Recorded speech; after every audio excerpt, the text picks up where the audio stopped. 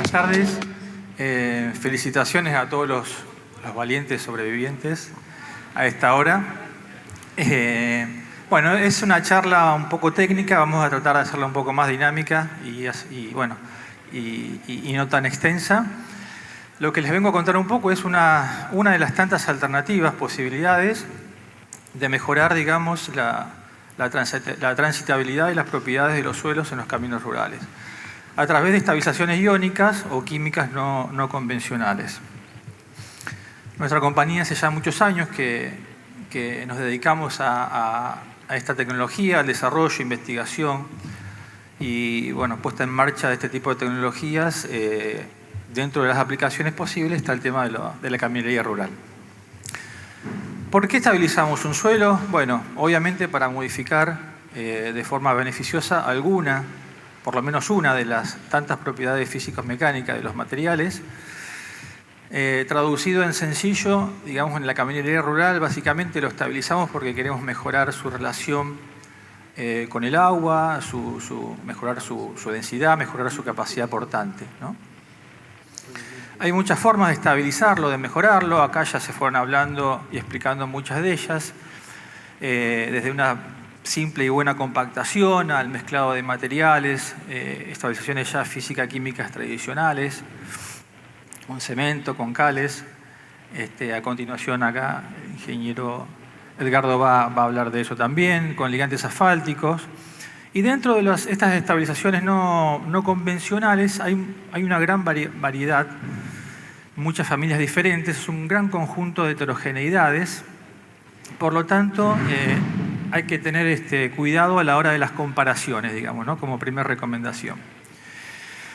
Los suelos en la ingeniería vial, como también fuimos viendo, dentro de la clasificación más utilizada, que es la HRB de la ASTO, clasifica con números y letras de acuerdo desde las arenas, desde las gravas hasta las arcillas.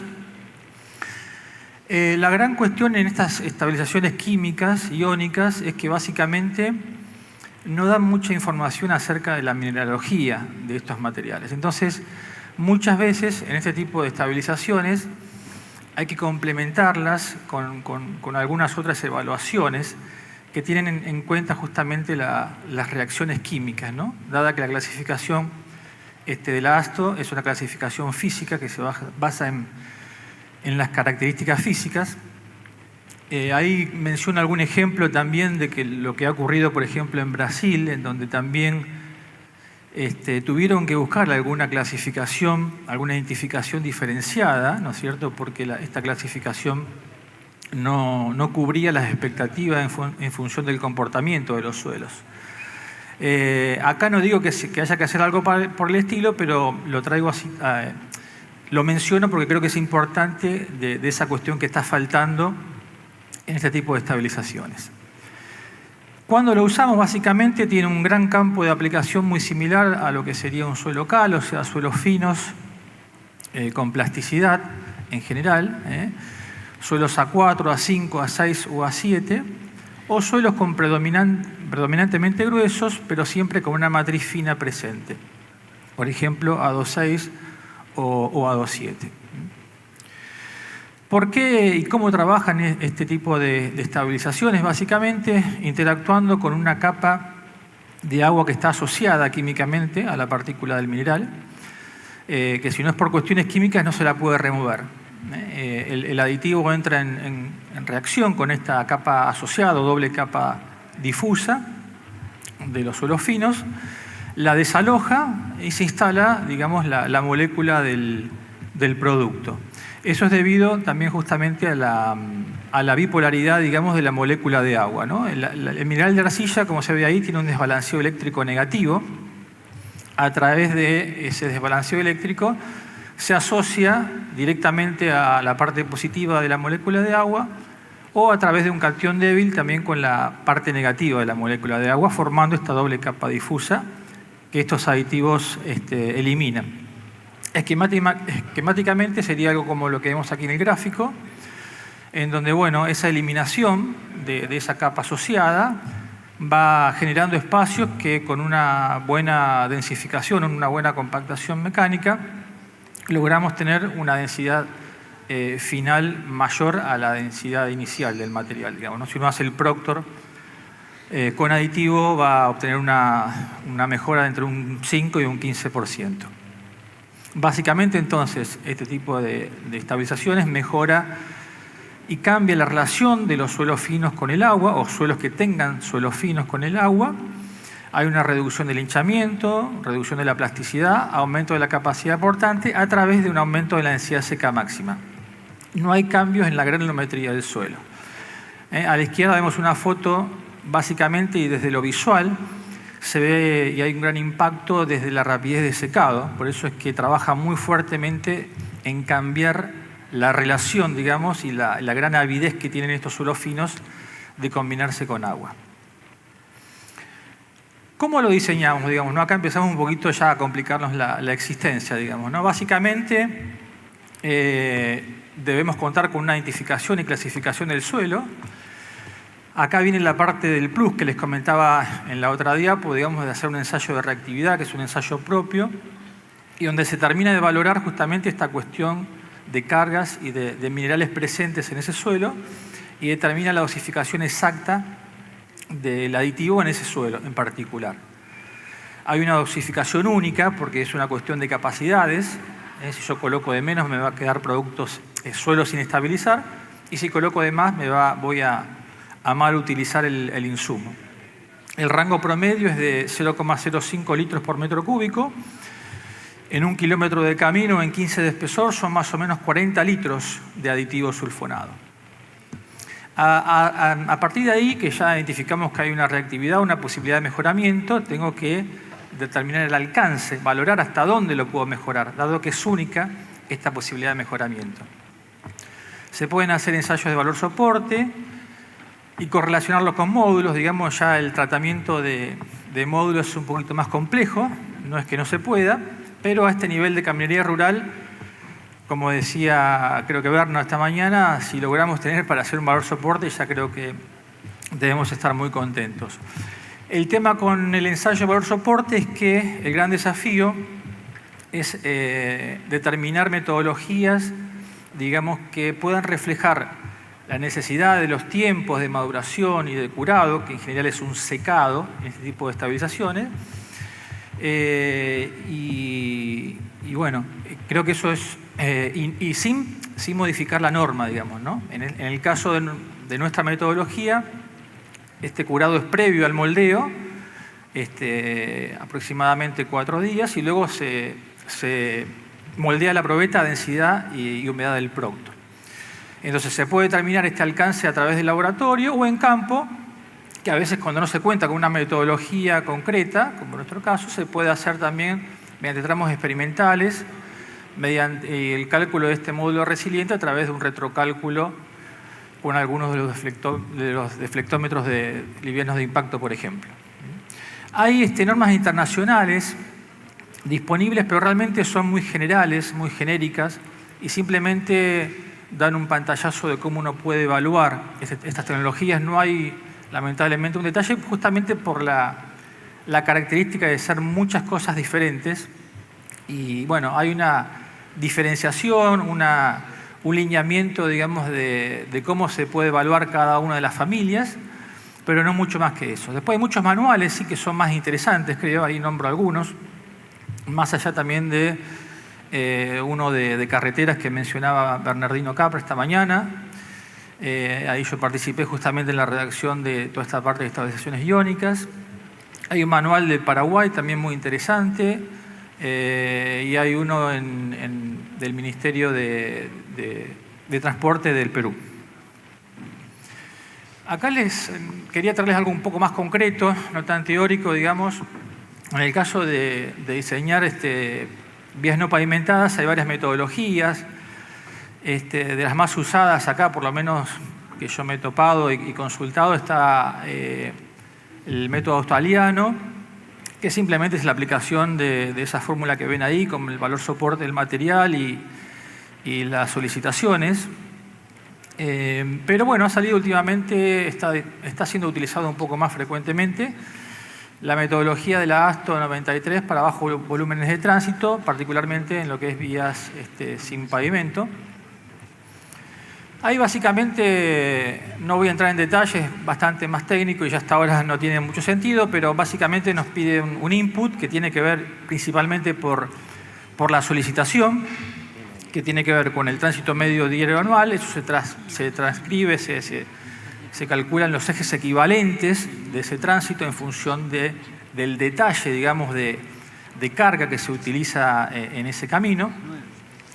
Después, bueno, hay que tomar determinadas decisiones en cuanto a algunos parámetros, pero básicamente lo que hace es diseñar un espesor con esa solicitación imperante en base a la verificación de dos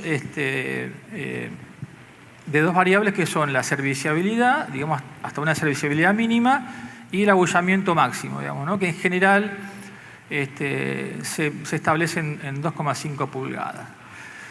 Básicamente son ábacos en donde uno, bueno, en el caso de que uno trabaje con un módulo constante en el año, se puede entrar con la cantidad de ejes equivalentes y se va sacando un espesor para serviciabilidad y otro espesor para abollamiento. Y acá les dejo algún ejemplo, por ejemplo, para ver de cómo da algo concreto, digamos, ¿no? Por ejemplo, un camino que tenga 35 camiones cargados de 45 toneladas, en el formato 1:1:3, eso da aproximadamente 70.000 ejes equivalentes. Eso daría el método una estructura como la que está ahí graficada. Unos 30 centímetros de base granular, de 80% valor soporte, sobre una subrasante de 6%. O brinda también la posibilidad de reducir, digamos, el espesor de la base colocando una subbase equivalente. Ahí están las dos alternativas. Algo importante que también se mencionó hoy es realmente el efecto destructivo, digamos, de un camión cargado frente a los vehículos normales o habituales, camionetas o pequeños vehículos de carga, ¿no es cierto?, en donde solamente el paso de un camión equivale a más de 10.000 camionetas, ¿no?, con algo de carga, para que tengamos idea de lo que representa, ¿no?, el tema del deterioro de las cargas en los caminos. ¿Cómo y dónde pudiese ayudar la estabilización iónica? Por ejemplo, en vez de colocar esos 30 centímetros de un estabilizado granular tradicional, hay muchos ensayos que certifican que uno puede bajar hasta el 40% el material granular, reemplazándolo por suelo del lugar aditivado, que sería la alternativa. Eso básicamente es la misma estructura, con los mismos 80% de valor soporte, pero obviamente con aproximadamente un 33% en la reducción del costo de esa estructura. También se pudiese utilizar para mejorar la subrasante, para llevar, por ejemplo, de 6 a 12% el valor soporte. Eso bajaría también un poco el espesor de la base, no en gran medida, pero también ayudaría. O también en el caso de colocar alguna subbase, que esa subbase, en vez de ser un material granular, puede ser algún suelo, no sé si llamarlo seleccionado, pero bueno, algún suelo que ya con la estabilización podamos llegar a esos 20% de valor soporte.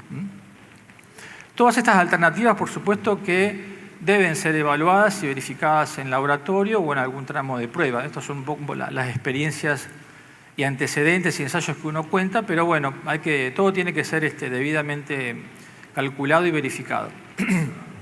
En el caso de estabilizaciones ya para bajas solicitaciones, digamos, ¿no?, donde ya no hay una gran incidencia de cargas, básicamente se puede estabilizar el suelo del lugar entre un espesor de entre 15 a 20 centímetros, simplemente con una verificación de la base de asiento y con un recubrimiento superficial de un riego de piedra partida, que no es más que eso, de unos 30 kilos por metro cuadrado. En el caso ya que sea una carga un poquito más intermedia o que haya una frecuencia vehicular ya un poco más alta, ya uno debería compactar esa base de asiento. Y el estabilizado ya pudiese ser, por ejemplo, con algún suelo seleccionado directamente o un mix entre un suelo seleccionado y el suelo del lugar, o incluso también la incorporación de algún aditivo hidraulizante, como cal o cemento, ya que este tipo de aditivos estabilizadores tienen muy buena afinidad con este tipo de estabilizaciones. La secuencia constructiva básicamente es, como en cualquier estabilización, preparar el suelo. Acá el aditivo, como es líquido, va junto con el agua de compactación. Se hacen las pasadas y las mezcladas y la mezcla correspondiente, con moto, con rastra, con lo que uno disponga. Y bueno, para cerrar bien el círculo es muy importante, como en cualquier estabilización, dar en la tecla con la compactación, con el equipo, con la energía, con las pasadas. Y ya en una obra determinada jerarquización es muy importante también poder hacer algún tipo de control en este tema, porque si no, como que todo el diseño que uno pueda haber calculado no tiene demasiado sustento. Algunas características rápidas, se lo puede utilizar, se lo puede transitar inmediatamente después de compactado, a pesar de que tiene un periodo de curado, que es un secado de aproximadamente 7 días. No hay tiempos límites para su incorporación, o sea, desde que uno comienza a colocar el agua con el aditivo no hay un tiempo límite que yo tenga que terminar esa compactación, incluso se puede terminar al otro día o cuando las condiciones lo permitan, porque no hay un proceso de aglutinamiento en el suelo, sigue trabajando como el suelo natural. La estabilización es permanente, no es necesario reaplicar. Y bueno, como les comenté recién, tiene gran afinidad con los estabilizadores hidráulicos. ¿Cómo lo controlamos en obra? Básicamente, más allá de la cantidad, la calidad y la seguridad del estabilizador, con alguna planilla conformada al respecto, es muy importante compactar con la humedad que corresponde. Lo ideal sería contar con el Proctor, si no se tiene, por lo menos que empíricamente también haya algún especialista, alguna persona idónea que certifique que está lo más cerca posible esa humedad de la óptima en base a su experiencia, porque vuelvo a repetirles, es muy importante para que se materialice toda la cuestión química que se dio inicialmente, ¿no? Las pendientes transversales, como en cualquier camino, la evaluación del curado ya es algo un poco más fino, digamos, uno puede ver la evolución del secado con una toma de muestras del camino. Y bueno, si fuese necesario, alguna evaluación estructural, digamos, ¿no? Con el DCP que vimos esta mañana o con el deflectómetro liviano. El mantenimiento es muy sencillo y es muy similar a lo que uno hace con el camino natural sin estabilizar. Ya que no hay, como les comenté recién, rigidización ni aglutinamiento. Lo importante es no contaminar el material estabilizado con material por fuera de la zona que sí está estabilizada. En este mantenimiento podemos hacer correcciones superficiales, reconstrucción de la pendiente, reacomodamiento de algún material pétreo. Siempre la recomendación es trabajar con buen contenido de humedad y lo ideal siempre es tratar de finalizar todas estas tareas de mantenimiento y de movimiento de suelos con algún sello superficial.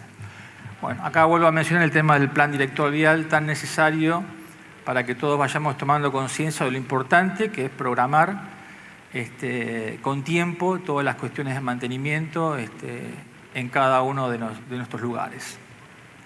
Algunas comparaciones para que tengan idea de las cantidades, ¿no? Mientras, por ejemplo, para estabilizar un kilómetro de camino en un ancho de 6 y un espesor de 20, necesitaríamos alrededor de 1.700 y pico de toneladas de piedra, unas 70 toneladas de cal y 120 kilos o litros de aditivo, ¿no? No hay tiempos límites en la compactación, en la aplicación y en la compactación, básicamente. Eso es mucha la diferencia de volumen necesario. Consideraciones finales. Es muy importante que haya experiencias comprobables, que haya seriedad en la difusión y en la explicación técnica de las propuestas que reciban. Y que obviamente tengan las certificaciones de medio ambiente y de no toxicidad correspondiente. Acá hay cuestiones químicas, hay personas, hay equipo, hay un planeta que cuidar y es muy importante que sea eso muy tenido en cuenta. Bueno, muchas gracias.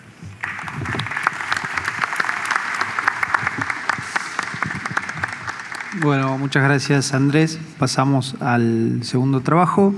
Transitabilidad permanente en caminos rurales por el ingeniero Edgardo Becker de Loma Negra.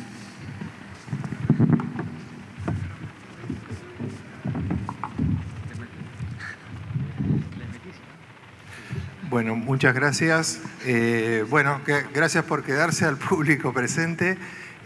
Muchas gracias a Analía por la invitación. La verdad que un gusto y qué bueno que se hagan estos talleres de intercambio y un placer compartir el panel, digamos, con estos profesionales tan prestigiosos y sobre todo los representantes de los municipios, no porque vos seas menos importante, sino que ellos están trabajando en los municipios y entiendo que haciendo un muy buen trabajo. No sé si está disponible. Perfecto. Así que bueno, vamos a arrancar sin más. Yo había hecho el índice, pero vamos a arrancar con la presentación y la lógica de la presentación. No voy a entrar en temas constructivos, pero sí voy a entrar en algunos temas conceptuales de decisión. Y para eso permítanme que sea autorreferencial. Yo viví 23 años en el campo, viví mis primeros 23 años, viví en el campo y tuve la posibilidad de educarme viviendo en el campo todos los días, digamos. No es que iba al campo a pasear, digamos, sino que iba a dormir todos los días a mi casa en el campo y pude hacer jardín de infantes, primaria, secundaria y universidad en Olavarría. Vivía cerca de la ciudad. Ahí, yo había puesto un plan.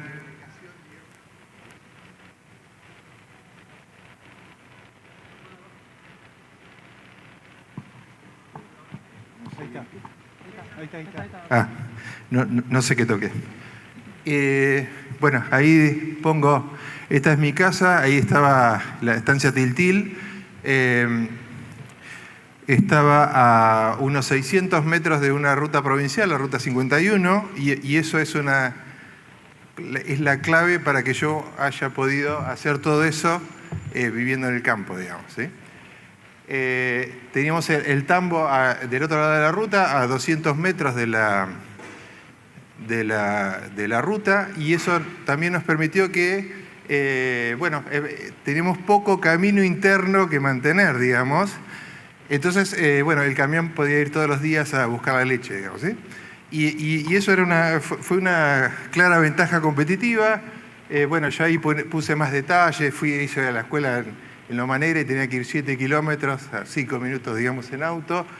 Luego hice la secundaria a 25 kilómetros dentro de la ciudad de Olavarría y estudié ingeniería en la queridísima Facultad de Ingeniería de la Universidad del Centro.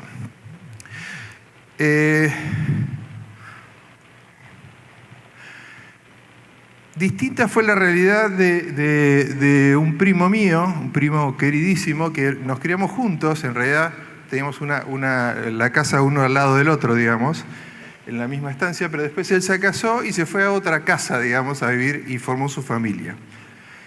Y tuvo la mala suerte de una hermosa casa que, de hecho, a mí siempre me gustó y que me quería quedar ahí, que tenía en principio 3 kilómetros de camino rural municipal para llegar a la ruta. O, digamos, 10 kilómetros de camino rural municipal para llegar a la ciudad. Entonces, ¿qué pasó? Bueno, tuvo hijos y le fue bárbaro hasta que los hijos empezaron a la escuela, digamos. ¿Y qué descubrió? Bueno, que en Olavarría llueve 90 días por año. Y llueven 800 y pico de milímetros. Y donde vivo ahora en Buenos Aires, llueven 100 días por año. Y llueven unos 1.200 milímetros por año, digamos, ¿sí? Por lo cual, eso de que, si llueve no puedo usar el camino, es un problema, digamos, ¿sí? Claramente es un problema. Entonces, el tema de la transitabilidad permanente es algo que me interesa. Soy ingeniero, trabajo en Loma Negra hace muchos años, pero también me dedico al diseño vial, digamos, y me interesa sobremanera. Y si bien voy a presentar una opción, digamos, de usar suelo cemento, no quiero decir que es la única, digamos. O sea, entiendo que cada camino tiene una mejor solución. Entonces, para mí, el tema de de los caminos rurales, para mí la única concepción es que lo puedo usar todos los días, digamos, no importa si llueve o no llueve, digamos, ¿sí? Y si llovió ayer, que lo puedo usar hoy, digamos. Entonces, básicamente, ¿cómo lo hacemos? Bueno, primero hay que usar la ingeniería, esto se dijo acá. Y la ingeniería, bueno, digamos, me voy a extraer de la ingeniería hidráulica, o sea, voy a suponer que todo eso funciona, digamos, ¿sí? Porque la verdad que si eso no funciona, todo lo que voy a decir es al pedo, digamos, ¿sí? Para hablar muy claramente. Entonces, y dentro de la ingeniería, bueno, ahí hay un manual de la cual acá hay uno de los responsables de escribirlo en su momento. Bueno, esta es la edición anterior, donde fija unos, digamos, índices de estado, y el método AASHTO 93, digamos, conceptualmente hace lo mismo, digamos. Yo construyo algo a un determinado estándar y después que lo voy usando se va deteriorando de a poco, digamos, ¿sí? Entonces, lo que está a la derecha, básicamente, bueno, iba a usar el puntero, pero no funciona para esto, digamos. Básicamente se va deteriorando y se deteriora, bueno, teóricamente hasta donde yo quiero, digamos, ¿sí? O hasta donde yo definí. Dice, bueno, ¿cuál es el momento de intervención de cualquier camino, digamos? No importa si es rural, si es una autopista o lo que sea. O sea, yo tengo que tener un determinado estándar, mantener el estándar dentro de un determinado rango, que sea, digamos, útil para el usuario.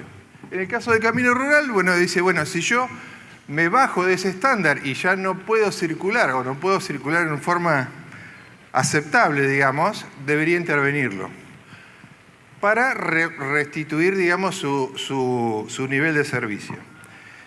Ahora, eso es teórico, porque eso puedo decidir no hacerlo, digamos.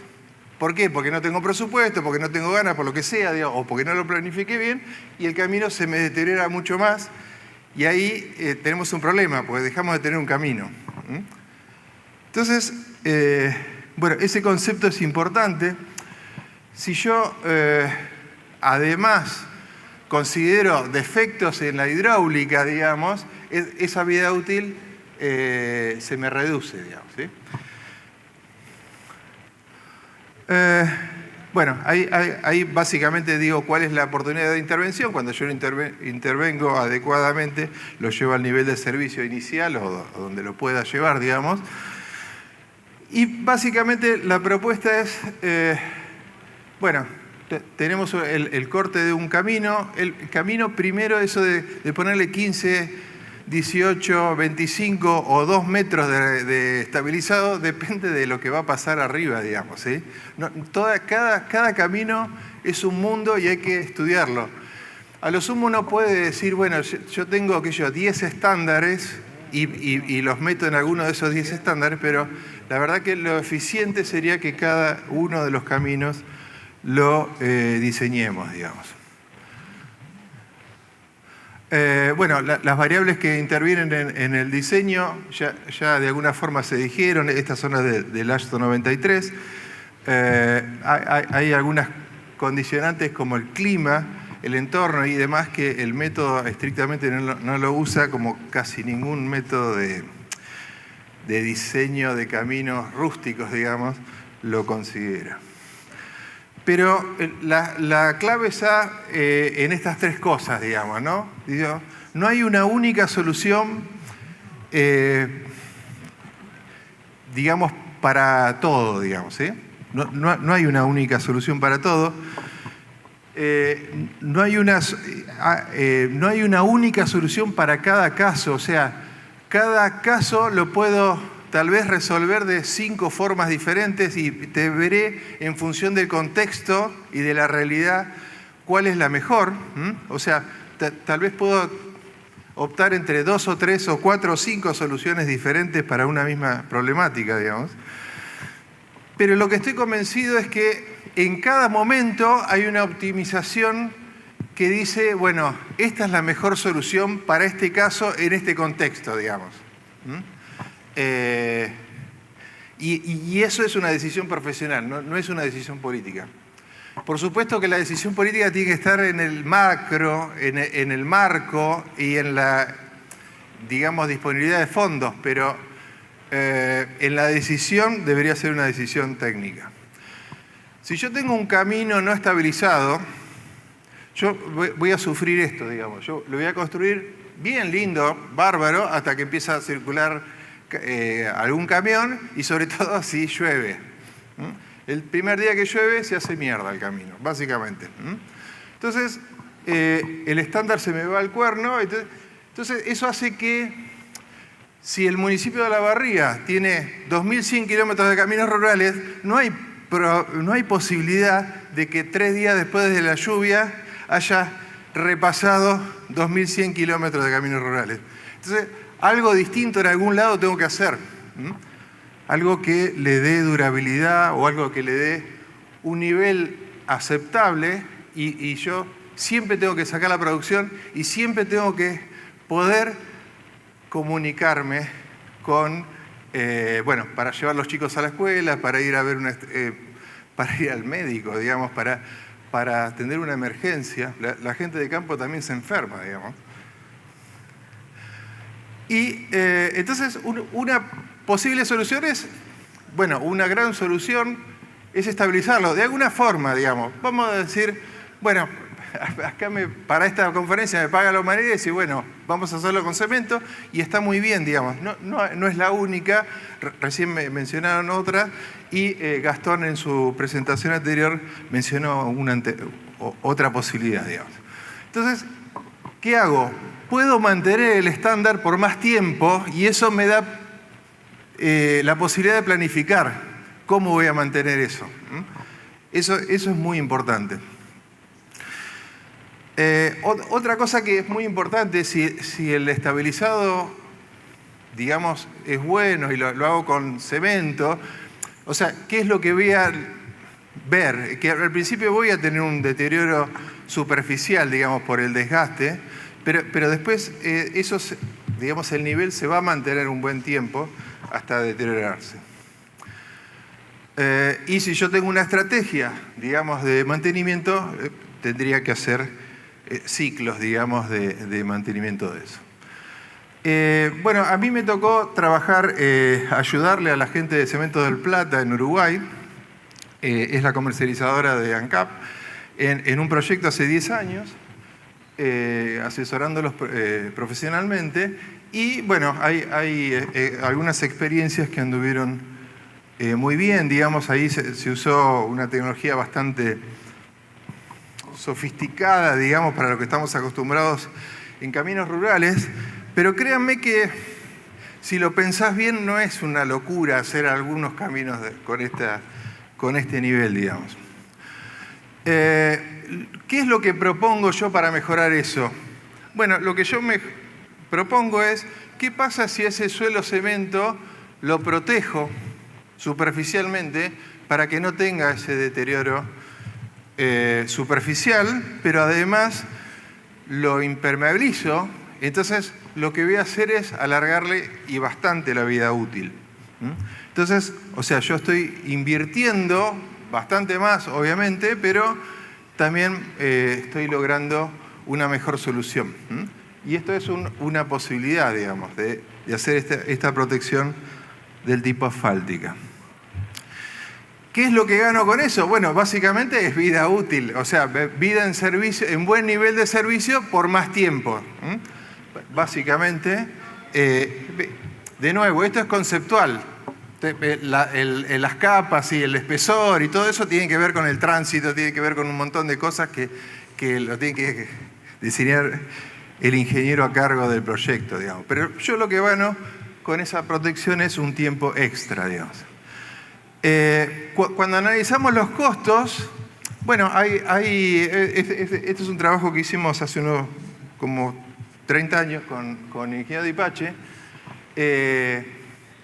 Y cuando se analiza el costo de un camino, muchas veces no se analiza lo más importante, que es el beneficio social y económico. O sea, el camino, ¿para qué cuerno lo hacemos? Para usarlo, para que la gente intercambie para que intercambie socialmente y que intercambie comercialmente, digamos, para sacar la producción, para movilizarnos. Y ese efecto no tiene que ver con el costo, digamos, como si yo cobraría peaje para ver si los que pasan me rinde, digamos, sino lo que yo genero con ese camino. O uno lo puede ver de otra forma, qué es lo que no genero por no hacerlo como hasta ahora, digamos, ¿no? Bueno, esto es sacado de una publicación, digamos, pero bueno, estos son los 3 antecedentes que uno es en la localidad de Artigas, otro en Paysandú, otra en Santa Lucía, que, bueno, entiendo que funcionan, son casos testigos y bastante buenos, con buenos resultados. Bueno, ¿cuáles son las consideraciones finales? Bueno, la primera conclusión es que para mí el camino rural tiene que funcionar siempre, digamos. Para mí no hay otra. Que por el contrario, digamos, si yo no estabilizo los caminos, el camino que no estabilizo no va a estar disponible todos los días. Y si no está disponible todos los días, casi que no me sirve, digamos. Bueno, yo creo que la estabilización, cualquiera sea de ellas, siempre es eficiente. Hay algunos casos que la estabilización con cemento será la mejor, digamos. El uso de la impermeabilización superficial creo que aumenta considerablemente la vida útil.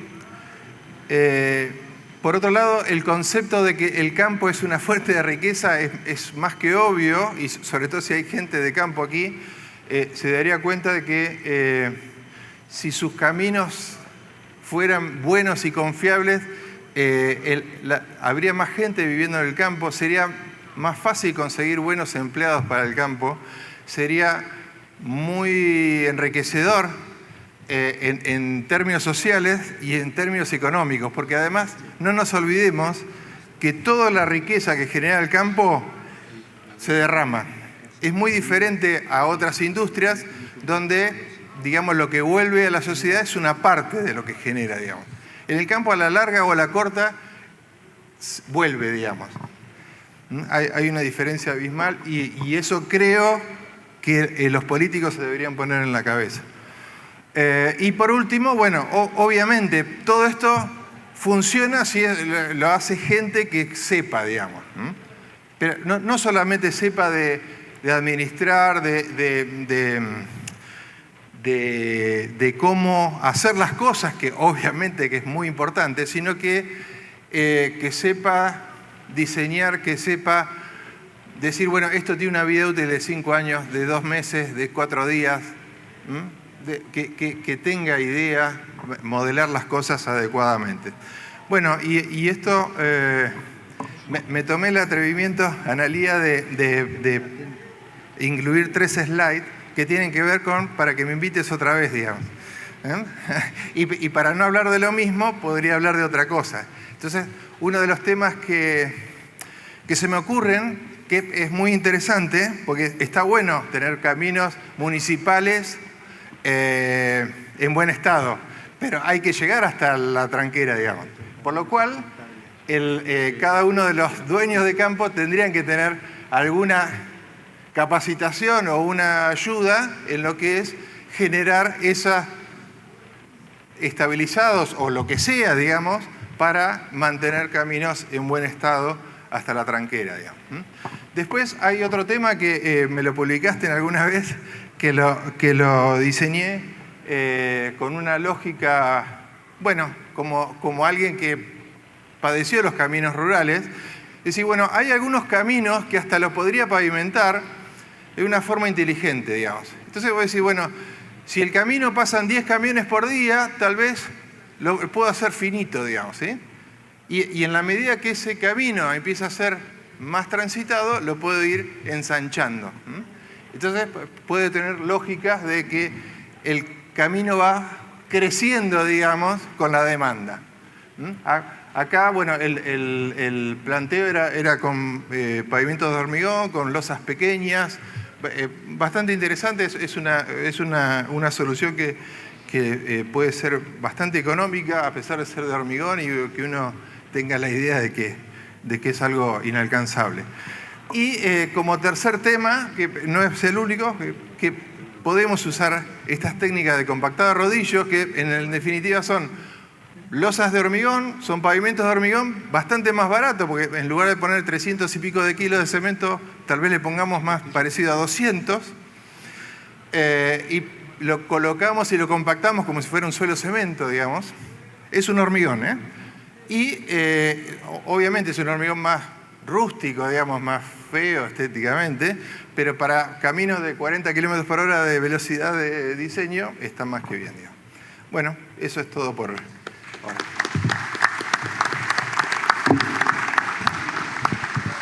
Muchas gracias, Edgardo. Bueno, ahora vamos con Luis Chabat, de acá de Benito Juárez. La frutillita del postre, Luis, ¿no es cierto? La verdad que es un trabajo que hace que todos los que estamos al frente de una gestión de caminos rurales envidiamos sanamente. Así que adelante, Luis. Trata de ser lo más leve posible para el resto de los municipios. No. Agradecer a todos, Gastón, Mariano, Analía. Para nosotros realmente es un orgullo que nos hayan elegido, que caiga este 10º taller acá en Benito Juárez.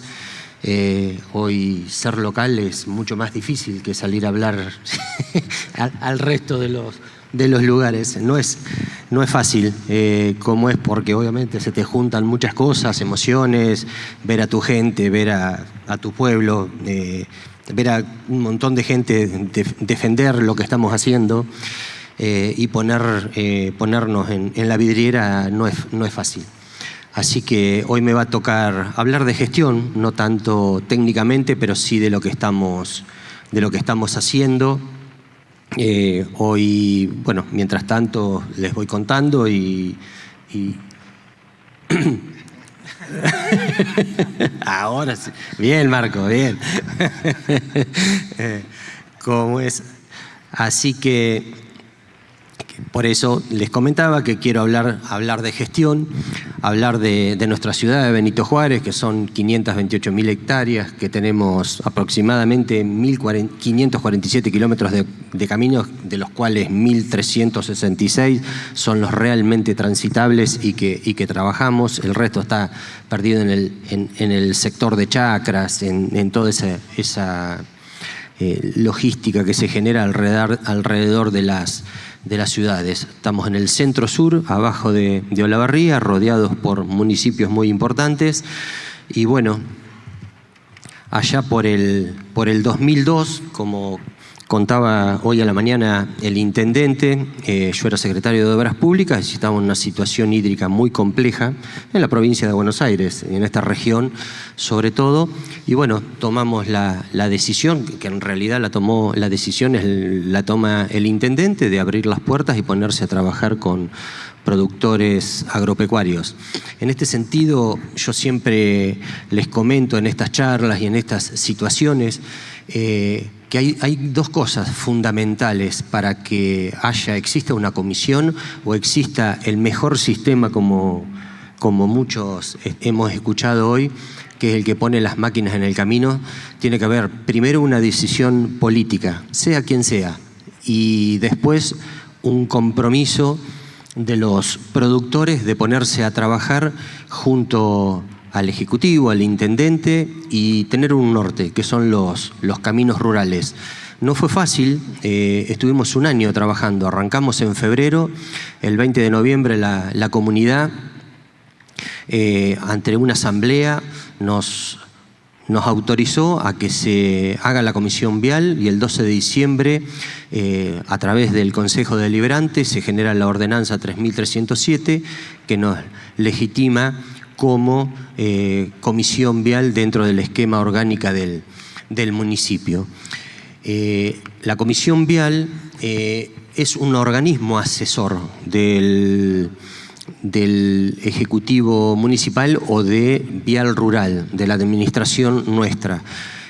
Como está esta esta comisión está como es integrada por todos los gente referente al campo, gente referente a los profesionales del rubro, también educativo, de la salud, de la seguridad, porque obviamente hoy se habló de todo eso y todo esto involucra lo que es un camino rural y obviamente el propósito fundamental de hoy trabajar en los caminos es garantizar la transitabilidad. Cuando se habla de valores, yo normalmente nosotros hemos trabajado en la horizontalidad de las decisiones. No tenemos presidente, no tenemos secretario, nadie es más que nadie y todos tienen la misma voz y el mismo voto. Todos funcionamos de la misma manera, vengan de donde vengan. Entonces, acá es la transparencia, que eso es fundamental en cualquier ente público o privado, y obviamente la integración pública-privada hace que se sumen todos los organismos del Estado en los controles, más el ímpetu y el ir hacia adelante del privado, que eso te lleva el día a día o martes a martes que nos reunimos a ir tomando decisiones, ir haciendo y como es ir mejorando cada día.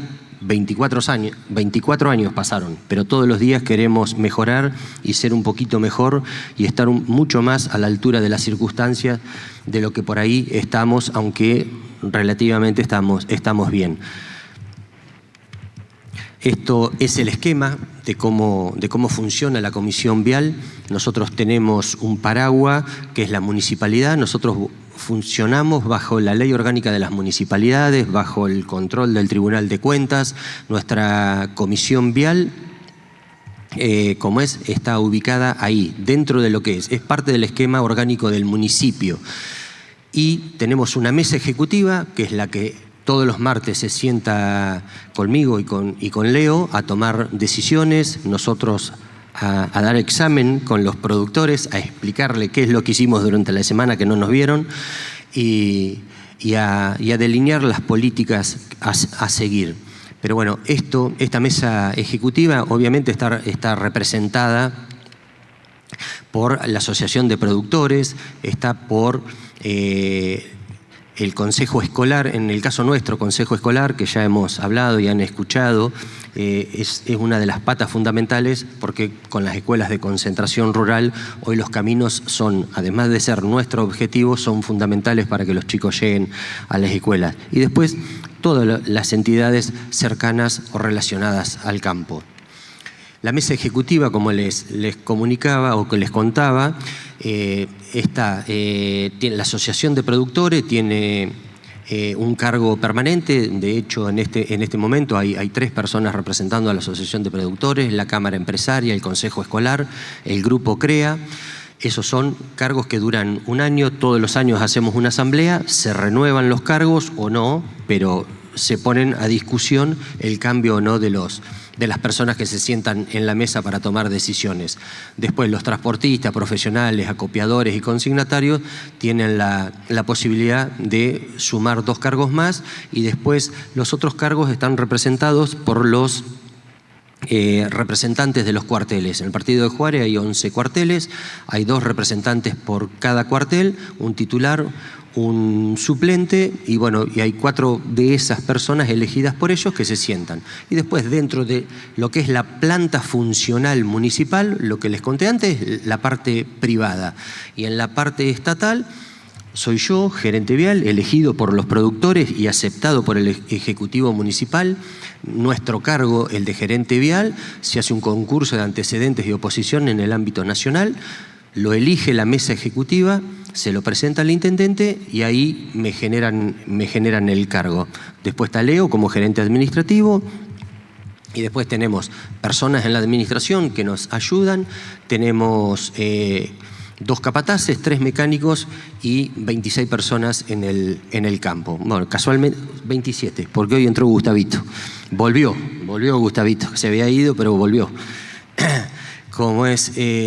Así que El partido nosotros lo tenemos, bueno, esto es lo que hoy les contaba, o hace un rato le contaba el porqué o el objetivo fundamental de lo que es la comisión vial y la transitabilidad de los caminos. Estas son las combis paradas frente al municipio. Estos son los recorridos que hacen las combis durante todo el día. En la zona rural, en Benito Juárez hay 3.200, de acuerdo al último censo, 3.220 personas. Por ahí tiene que ver o no, pero esto de escuelas de concentración rural, el tema de los caminos, Juárez es uno de los únicos, no sé si no es el único, pero tampoco lo quiero decir así, de los partidos que creció en la zona rural. Pero estamos entre los que más crecieron en el último censo, porque vos tenés escuelas primarias, tenés jardines, tenés secundarias, tenés todas las combis recorriendo con 29 recorridos, 27 kilómetros y más de 4.700 kilómetros por día, llevando casi 500 chicos a las escuelas todos los días. Esto es un poco una imagen de una escuela de concentración rural, que es la escuela de Coronel Rodolfo Bunge. Estas 5 escuelas de concentración están ubicadas en los parajes de la localidad: Estación López, Tedín, El Luchador, Bunge, y una en la cabecera de acá de Juárez, acá cerquita, la escuela 11. Estas escuelas están equipadas y con todos los cuadros técnicos de cualquier escuela del centro de Juárez. Hoy los chicos en el campo reciben exactamente la misma educación que un chico de la ciudad. En cuanto a la gestión operativa, nosotros tenemos a cargo también lo que es la parte hídrica del partido. Hoy, tenemos 1.357 kilómetros aproximadamente, de los cuales tenemos el 90% casi de los caminos entoscados. Tenemos caminos municipales y provinciales, que es un 65-35 aproximadamente, cómo se reparte los caminos entre las jurisdicciones. Y bueno, la idea es llegar a la totalidad de los caminos entoscados, pero cada vez se nos hace más difícil porque no te voy a decir todos los días, pero es muy asiduo ver que se dividen los campos, se subdividen y se van generando nuevos accesos, entonces se van generando nuevos caminos.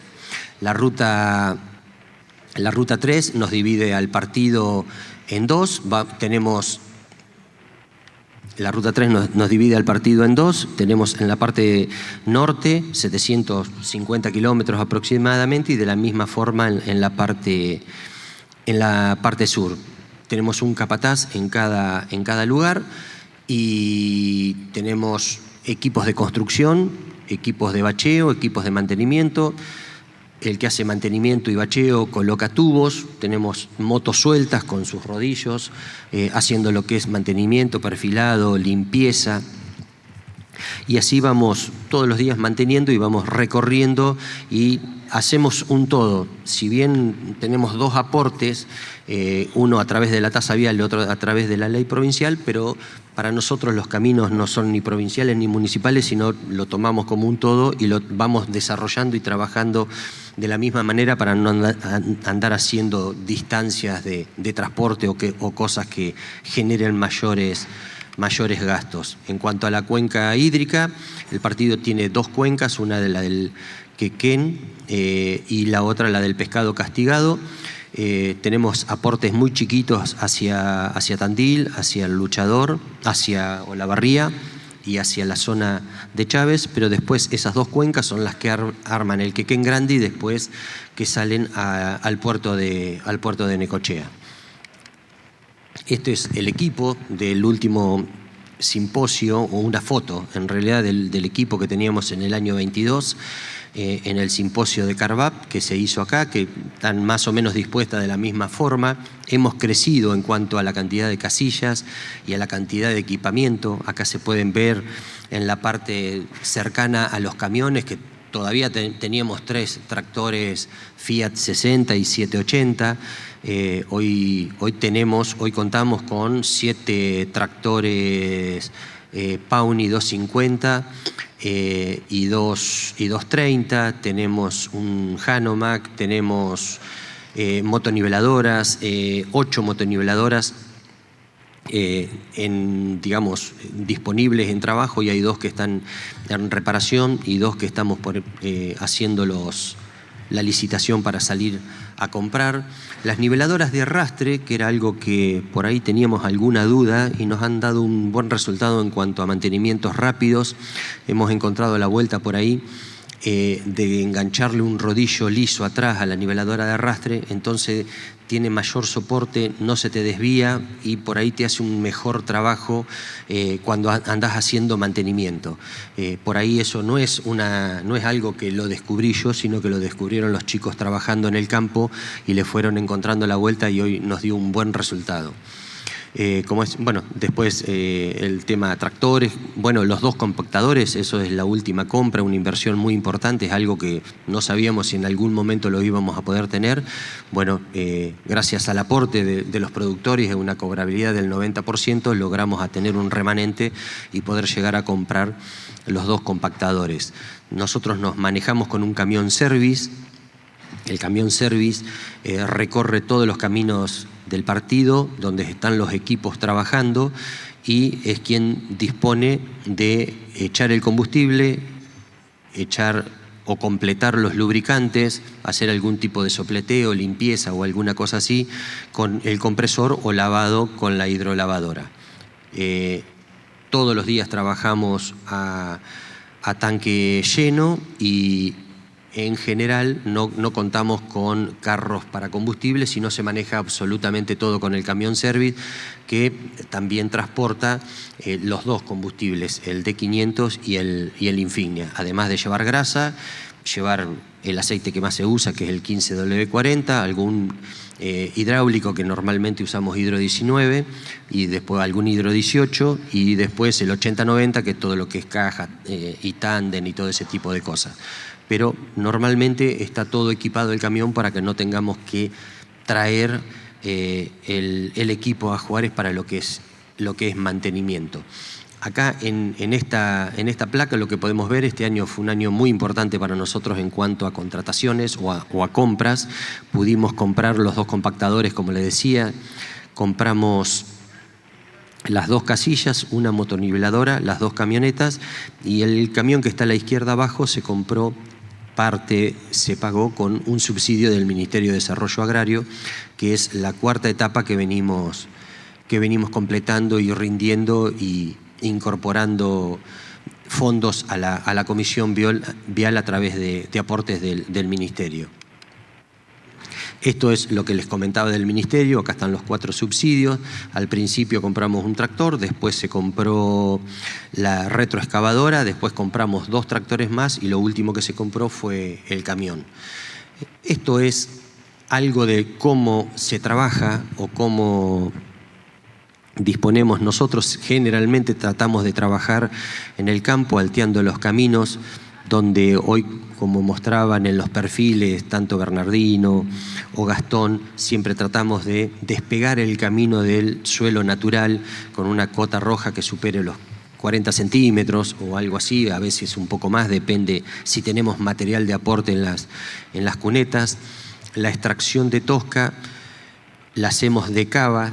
Eso los propietarios nos donan la tosca, es el aporte que hace el propietario, además de pagar la tasa, es el aporte de la tosca, que es uno de los temas más complejos que tenemos y que estamos viendo de qué manera podemos premiar y normar a los que no nos dan. Premiar a los que te dan y normar a los que no te dan, de qué forma podés generar esa diferencia del tipo que te abre la tranquera y sin ningún problema te da tosca al que no te quiere dar. Las cavas quedan como la foto de arriba a la derecha, quedan tapadas, quedan perfiladas, no hay problema que los animales se desmoronen, se caigan. Normalmente en un campo de cría eso termina siendo una aguada, no tenés mayor problema. Esto es un camino virgen, a la izquierda arriba se arranca con un pajonal y vos terminás abajo a la derecha con un proceso que se fue, que es lo más difícil, que no, sinceramente no sé ni cómo hacen para esconder el pasto de semejante pajonal y terminar al otro día con un camino de tierra que no sabe dónde está el pasto. La verdad que sí es algo que se los tiro a Daniel Olari. Yo me animo, ¿no? Pero ni a los cordones le llega. Como es, esto también es parte, allá hay otra cava, ahí está el camión service, como es haciendo el mantenimiento de los caminos, el mantenimiento técnico, y el tema de colocación de tubos, además de hacer en los accesos a los establecimientos rurales, que es obligación del establecimiento. Nosotros cuando empezamos un camino no pedimos permiso, cortamos. Se abre la cuneta de punta a punta y automáticamente estamos dispuestos a que nos llame el propietario del campo, nos diga, retira los tubos de tal lugar, los retiramos nosotros, los colocamos nosotros, le entoscamos la entrada nosotros, la entrada, el acceso desde el camino hasta la tranquera. En estos últimos años, la persona que nos da tosca, estamos estirando 2 claros de alambre el camino hacia adelante, cosa que vos puedas abrir la tranquera y tranquilamente hasta parar una jaula o un camión adentro, cosa de que si te llovió alguna cosa no podés salir. Y en cuanto a la colocación de tubos transversales, para que el camino sea lo más transparente posible, es lo que hablábamos hoy. Nos manejamos mucho con, obviamente, las imágenes satelitales que hoy ayudan muchísimo y con lo que te explica la gente de campo. La persona de a caballo que tiene relación todos los días con la gente nuestra, porque nuestra gente vive en el campo, viven en casillas, están de lunes a miércoles y de jueves a sábado. Entonces ellos tienen mucha relación con el empleado, con el que anda a caballo y con el que te marca dónde corta el agua o dónde deberíamos poner la alcantarilla. Esa bolsita que se ve blanca, esa es la que te deja el hombre de a caballo marcado dónde va la alcantarilla. Digamos, así que por ahí, Jimena, Macarena, ahí está tu estudio. Como es, bueno, también tratamos de hacer cunetas con la descarga hacia el alambre, separarnos del alambre 80 centímetros, 1 metro, tratamos de sacar la humedad de la estructura del camino, tratar de levantarlo, lo que más o menos le comentábamos, y muchas veces, en algunos casos, hacemos caminos que tienen una mano de tierra y una mano de tosca. Cuando estamos flojos de tosca o hay escasez de tosca, hacemos 2 manos y muchas veces esa mano de tierra en el verano te salva con el tema de la piedra, sobre todo en los vehículos chicos. Esto también nos pasa con actos irresponsables. Tenemos una ordenanza nueva que está en vigencia a partir de este año. Antiguamente vos tenías que encontrarlo en el hecho o encajado o en la rotura. Hoy cualquier persona con representatividad y sin temas legales puede hacer la denuncia, presentar una foto y automáticamente el juzgado de falta va contra la persona que generó la rotura en el camino. Y además de cobrarle la multa por ley, se le cobra la multa por reincidencia si es reincidente y se le cobra la reparación del camino. Así que las multas no son baratas, realmente son costos altísimos. Y hemos tenido algunos resultados, no del todo, pero eso nos ha ayudado a parar un poco el tema de la transitabilidad en los días después posteriores a la lluvia. Normalmente cuando el entoscado perdió el brillo y ya lo podés circular, tampoco te vas a poner la gorra y no vas a dejar circular a nadie, pero si está encharcado o tenés problemas, obviamente te agarras de la ley. ¿Cómo es nuestro financiamiento? ¿Cómo es el tema de la tasa vial? ¿Y cómo es un índice de actualización que generamos?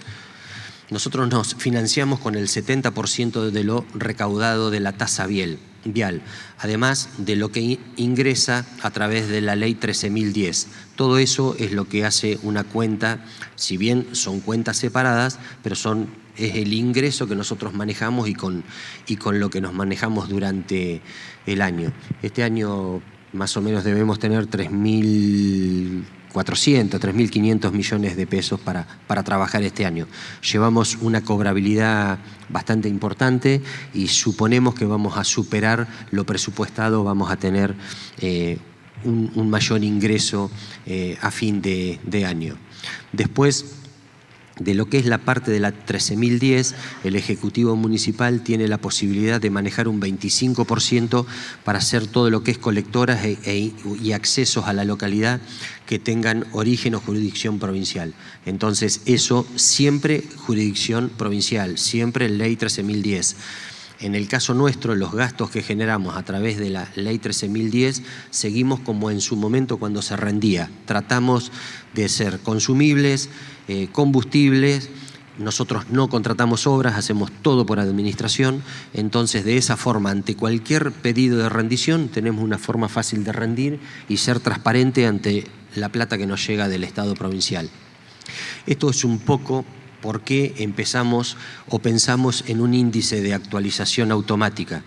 Allá por el 2001-2022, la tasa se definía en la Asamblea.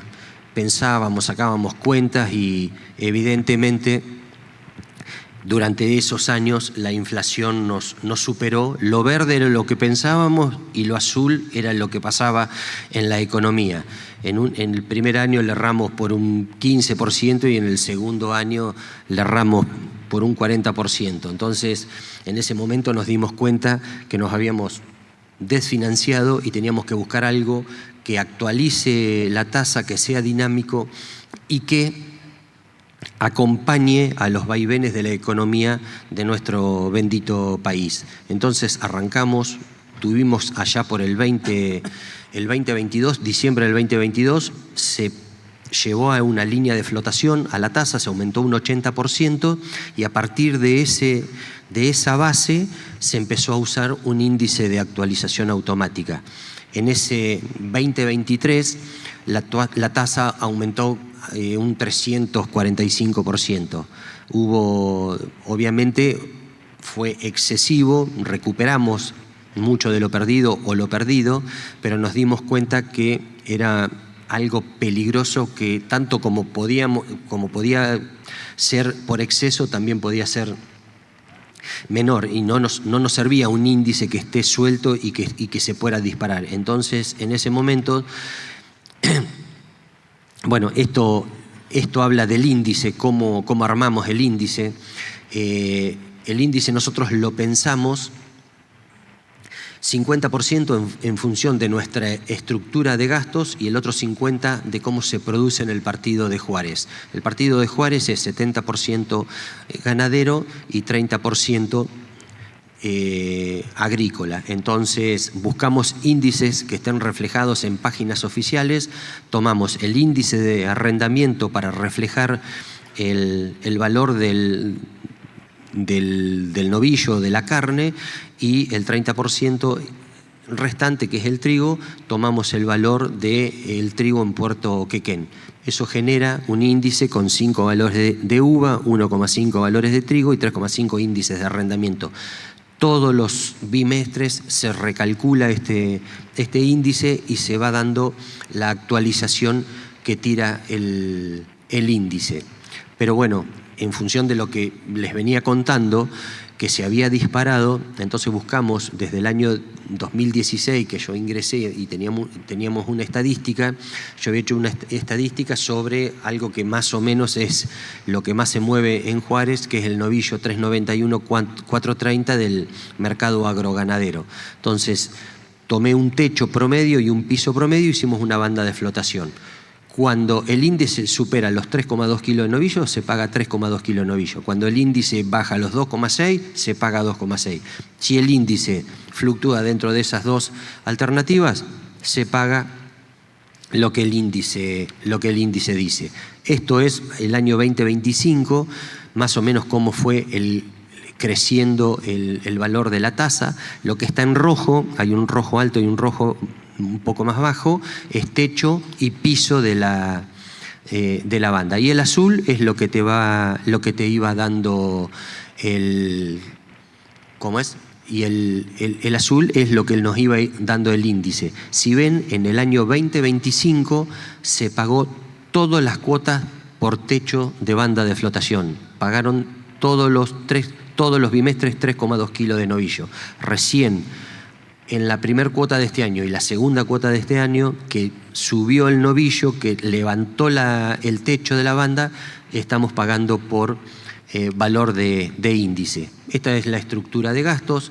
Generalmente la tasa vial, si tomamos tasa vial solo, más o menos un 33% se lleva recursos humanos, después un 17% se lleva combustibles, el otro rubro importante son reparaciones y repuestos, y después lo que es inversiones de capital. Inversiones de capital, por ordenanza, no podemos gastar menos del 10% de lo que dice de lo que se recauda.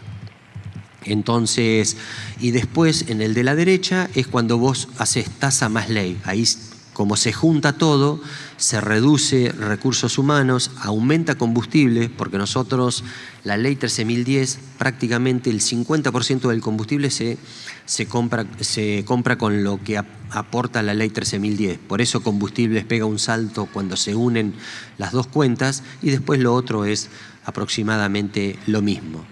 Así que hasta acá es más o menos nuestra gestión en Caminos Rurales. Nuevamente les agradecemos por estar acá, y a todos los valientes que siguen sentados escuchándonos, muchísimas gracias.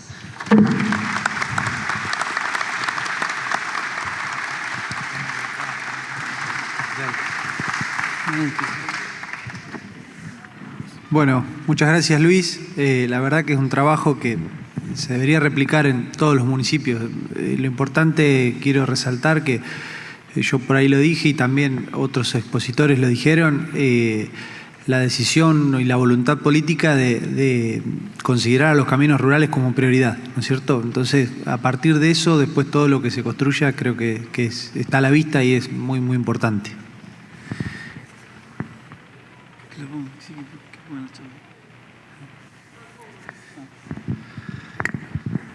Bueno, no, esto va a ser breve, es lo que se va a hacer mañana con el tramo experimental que va a estar acá en la colectora de la Ruta 74, acá enfrente.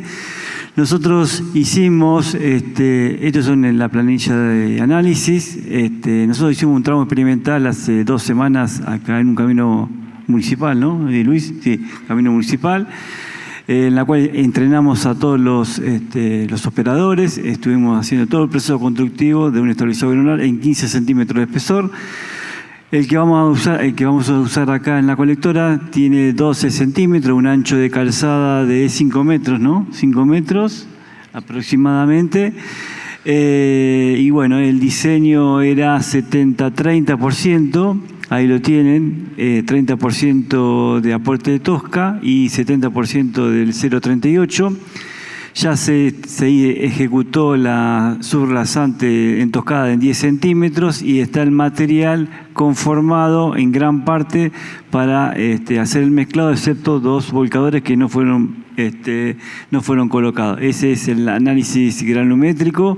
Ustedes ven ahí las 2 curvas rojas, que son el uso granulométrico. La curva azul es la del diseño propuesto con su entorno de trabajo, y la curva negra es la de máxima compacidad para ese tamaño máximo. Los resultados fueron realizados por la Universidad del Centro de ¿cómo se llama? Universidad Nacional del Centro de la Provincia. La densidad seca máxima productor modificado es 2,086, la humedad óptima 8,8%, el valor soporte relativo dio casi 83% y hinchamiento 0. El proceso constructivo que se va a ejecutar mañana, para esto fueron ubicados los volcadores, 8 toneladas por volcador de suelo tosca, y el otro de piedras 8,6 toneladas. Se va a ejecutar en 13 centímetros. Todo el material se entoscó. Previamente se realizó la colocación de la tosca, y después se hizo un corte y se colocó la piedra y se mezcló. Luis, fue así que se quedó todo conformado, ¿no? Todo el material. arrimamos los cordones al material, lo premezclamos y lo compactamos para que no, porque se nos venía la lluvia. Claro, Más que nada para que no se nos impregne. Se selló el material porque venían las precipitaciones, ¿no? Y ahí está la distancia de transporte de cada volcador. El volcador de suelo tosca fue distribuido un camión cada 6,5 metros. Se utilizaron esos 100 metros 15,3 camiones. Y en el de la piedra 0 de gradación 0,38 se utilizaron 10,8 camiones y la distancia de transporte fue de un camión cada 9,3 metros. Este es más o menos el proceso constructivo que se hizo en el tramo experimental, que fue acá en el camino municipal. Se hizo el abovedado del suelo tosca, se compactó ese suelo, la subrasante suelo tosca, generando una flecha de 9 centímetros. Se utilizó en este caso un compactador pata de cabra. Mañana va a haber 2 compactadores pata de cabra. Lo ideal para un estabilizador granular de esta característica es un liso, pero bueno, se complicaba sacar la cáscara. Luego se cortó el suelo tosca 2 o 3 centímetros a los costados, formando su cordón. Se colocó el material 0,38 con una distancia de transporte de un volcador cada 9,3 metros, en la equidistancia por cada camión de material 0,38, material pétreo. Luego se procedió al mezclado con articulación con una motolinadora, creo que SEM, ¿no? La SEM, del diseño de Caterpillar. Se fue mezclando del caballete central para uno y para el otro lado. Se fue regando un poquito con agua para obtener la humedad óptima. Eso es muy importante, no pasarse, porque si no se genera algún tipo de bache. Se homogenizó todo el proceso constructivo con la rastradisca para poder homogenizar toda la humedad, para humectar bien todo lo que es el estabilizador granular. Esto es una gráfica en donde se relacionan de alguna manera un ensayo Proctor con los números de pasada. Ustedes van a ver que la máxima densidad de compactación se obtiene con una densidad seca máxima de 2,120. Si uno, con 8 pasadas de ese material, yo voy a obtener el mayor, de alguna manera, la mayor densificación, el mayor valor de soporte, con 8 pasadas. Si ese material yo lo hubiera compactado más seco, con 8 pasadas no podía obtener lo que es la densidad seca máxima, y si el material hubiera estado muy húmedo, tampoco hubiera podido llegar a la densidad seca máxima, consecuentemente a lo que es el valor soporte potencial que puede dar esa mezcla de estabilizado granular. O sea, la idea de mañana es que con esa humedad óptima hacer 4 tongadas. Una tongada son 2 pasadas, o sea 8 pasadas y poder obtener con la densidad seca máxima. Vamos a utilizar en este caso el DCP y el LWD, que es el deflectómetro liviano de impacto, para evaluar los módulos por cada tongado, cada pasada, y verificar cómo va mayorando en este caso el módulo, o viendo el DCP cómo se va ofreciendo mayor resistencia al impacto del DCP. Acá tienen la compactación con pata de cabra. Después se hace, una vez que se hace la compactación y se sella, se calza los umbrales de la banquina con motolinadora del material de los laterales. Y acá después se aplica un rodillo liso, un rodillo neumático. No teníamos rodillo neumático, se hizo con un camión cargado, con varios camiones cargados. Y esa es la foto que le va a explicar Luis. Hola. Sí, esa foto que se ve ahí donde están los teros en el medio, esto fue al otro día, en 1 hora cayeron 50 milímetros. Se lo transitó impecable, sinceramente. Bueno, yo te acerqué un video, ni lo marcaba la camioneta. La verdad, el resto de los lugares normalmente estaba todo embebido, pero eso se comportó perfecto, quedó así durante 2 días, tampoco logró perder o ablandarse. Claro, sí, la verdad que funcionó muy bien y de hecho, bueno, está para ver, está acá en el cruce de la ruta 74 y 86, ahí nomás a 300, 400 metros.